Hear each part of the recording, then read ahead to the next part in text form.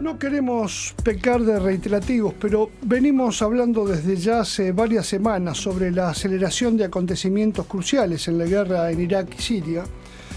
y sobre que esta aceleración es consecuencia directa de la ventana de tiempo que se abrió con las elecciones estadounidenses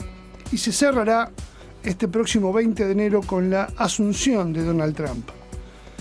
En esta ventana de tiempo de apenas 10 semanas, ocurrieron, entre otras cosas, el comienzo del sitio a Mosul, la liberación de Alepo, un nuevo ataque a Palmira facilitado por Estados Unidos, el asesinato del embajador ruso en Turquía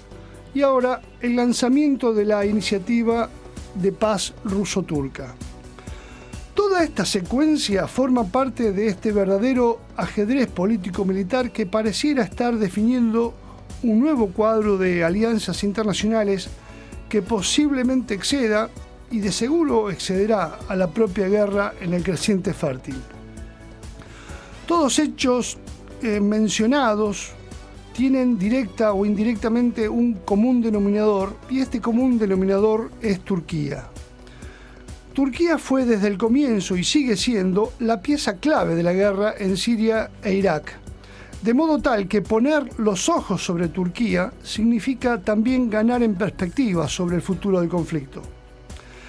Veamos, a modo de ejemplo, los días previos al asesinato del embajador ruso que se llamaba Karlov. El 17 de diciembre, al menos 13 soldados turcos murieron y otros tantos resultaron heridos debido a la explosión de un coche bomba en la ciudad de Kayseri, presumiblemente a manos de militantes del Partido de los Trabajadores Kurdos, o PKK. Y pocos días antes, es decir, el día 10, otras 44 personas murieron y más de 200 resultaron heridas en un doble atentado después de un partido de fútbol en el estadio Vodafone de Estambul. Atentado también que fue autoatribuido por una escisión de este Partido de los Trabajadores Kurdos, que recordemos es un aliado central de los Estados Unidos en la guerra de Siria. El asesinato del embajador ruso Karlov fue ejecutado esa misma semana, es decir, el día 19, en ocasión de un acto cultural que se celebraba en Ankara. Y entonces dejemos por un lado ahora el extrañísimo hecho de que un policía turco, purgado y reincorporado a su fuerza y de apenas 23 años,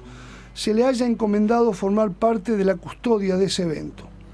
Eso no tiene tanta importancia como el entender que al día siguiente, es decir, el día 20,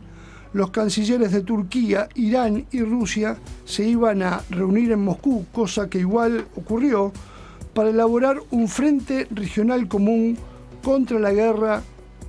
contra el yihadismo. La particularidad es que este encuentro, crucial para la evolución de la guerra en el creciente fértil, es que se llevaría a cabo sin la presencia de Estados Unidos, ni de los países de la llamada coalición occidental, ni de ningún miembro de las petromonarquías del Golfo, habituales patrocinantes del terrorismo wahabí.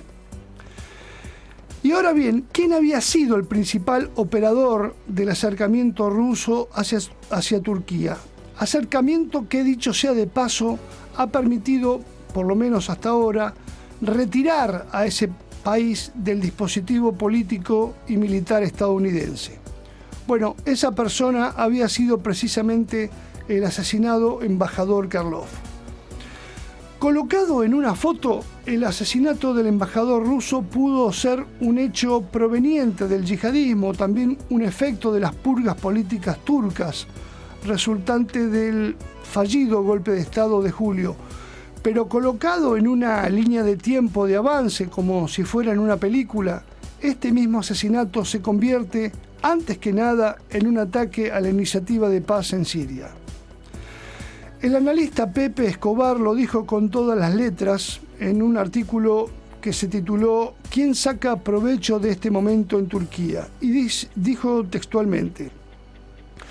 los atlantistas están consternados por el hecho de que Moscú, Ankara y Teherán participen plenamente en el diseño de la futura posguerra en Siria por sobre el combo de la OTAN y del Consejo de Cooperación del Golfo. Para peor, es decir, para peor desde el punto de vista occidental, el documento del acuerdo firmado prevé la celebración de consultas y negociaciones con todas las partes en conflicto en Siria y se llevarán a cabo en la ciudad de Astana, en la República de Kazajstán. Y esto también tiene hasta un correlato simbólico, ya que por primera vez las deliberaciones políticas sobre Siria ya no se desarrollan en Europa, no se desarrollan físicamente en Europa, sino que se harán en Asia Central. Atentados como el de la discoteca Reina del 31 de diciembre en Estambul hablan las claras de que el yihadismo internacional incrementará, digámoslo entre comillas, el apriete sobre el gobierno turco, previsiblemente como resultante de esta cadena de sucesos cuyo último eslabón habitualmente se encuentra en el Pentágono. Y en ese sentido, el simple hecho de que un país como Turquía, que sirviera durante años al yihadismo prooccidental, termina ahora preso del terrorismo de raíz wahabí, habla a las claras de un enorme fracaso político. Fracaso que queda en evidencia en la simple exhibición de pasar de estar del borde de una guerra convencional contra la Federación Rusa, recordarán el derribo de ese avión ruso, a quedar ahora comprometida con la Federación Rusa a acordar todo lo referente al tramo final de la guerra, pero ahora en contra de los intereses estadounidenses, europeos y de las monarquías del Golfo. De hecho, como lo señala a mi criterio correctamente Thierry Meyssan, Turquía ya inició su cambio de retórica y ahora podemos encontrar al presidente Erdogan acusando a Estados Unidos de seguir apoyando a los yihadistas en general y a Daesh en particular, dando a entender que él mismo lo hizo fue bajo la mala influencia que tuvo de Washington. El cambio de bando de Turquía, si se afianza en los próximos meses, traerá toda una cadena de consecuencias, comenzando por el hecho de que el presidente Erdogan, que se presenta ahora no solo como aliado de Rusia, sino también como socio de Hezbollah y como socio de la República Islámica de Irán, con lo que acaba de sepultar su viejo sueño de una Turquía líder del mundo sunita. Todo esto casi al mismo tiempo de que varios oficiales turcos fueran arrestados por los sirios en un búnker de la OTAN en estas semanas pasadas en Alepo Oriental. Lo dicho, la ventana de tiempo seguirá abierta durante 12 días más. Luego asumirá otro jefe en el principal estado patrocinador de la guerra y entonces se abrirá una nueva etapa sobre la que hoy apenas se pueden hacer trazos gruesos y especulaciones en el vacío. Por eso es el momento de esperar, porque tratamos siempre de referirnos a esto con anclajes en hechos y los hechos todavía no ocurrieron.